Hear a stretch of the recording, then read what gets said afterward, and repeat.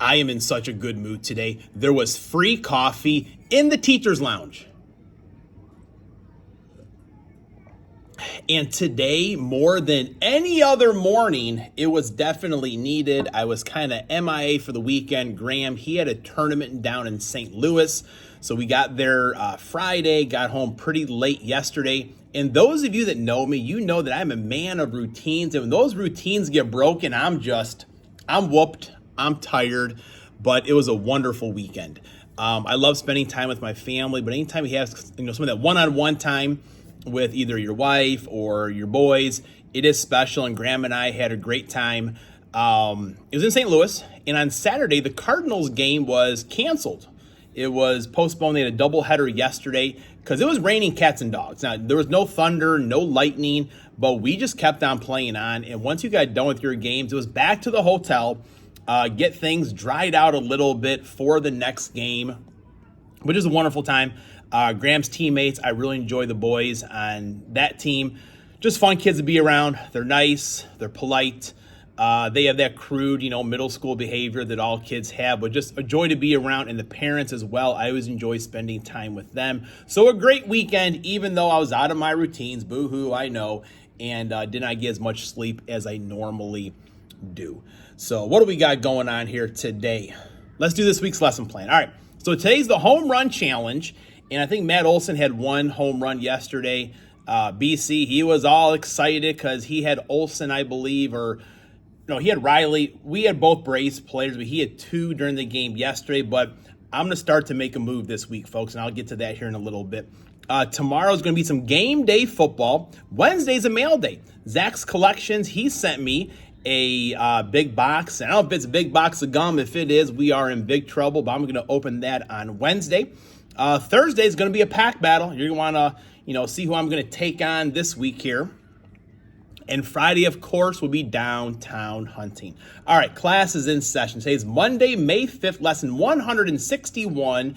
And there's not a lot of baseball players that have the number 61 or those of note, except if you are Josh Beckett. He had a 14-year career, 35 WAR, 138 victories, 106 losses, a career ERA of 3.88, three-time All-Star.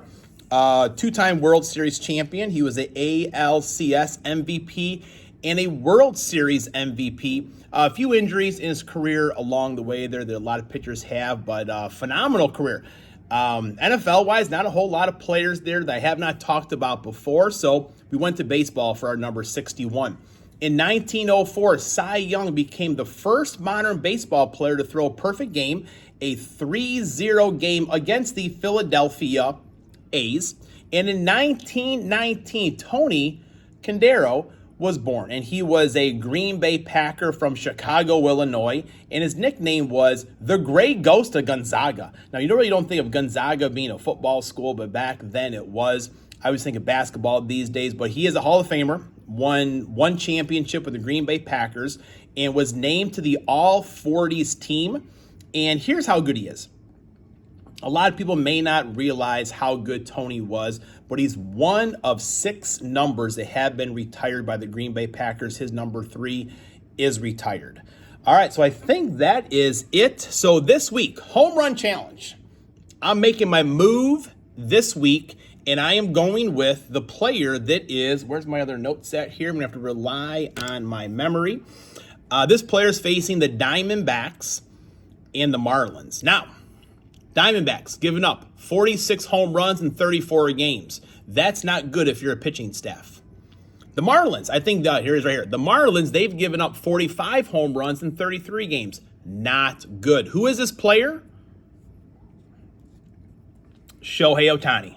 So God is great. I want you to rally the kids at the hospital. I want them pulling for Shohei. I believe he has 7 games this week. Pulling for Shohei to hit the ball out of the yard. And here's what we're going to do.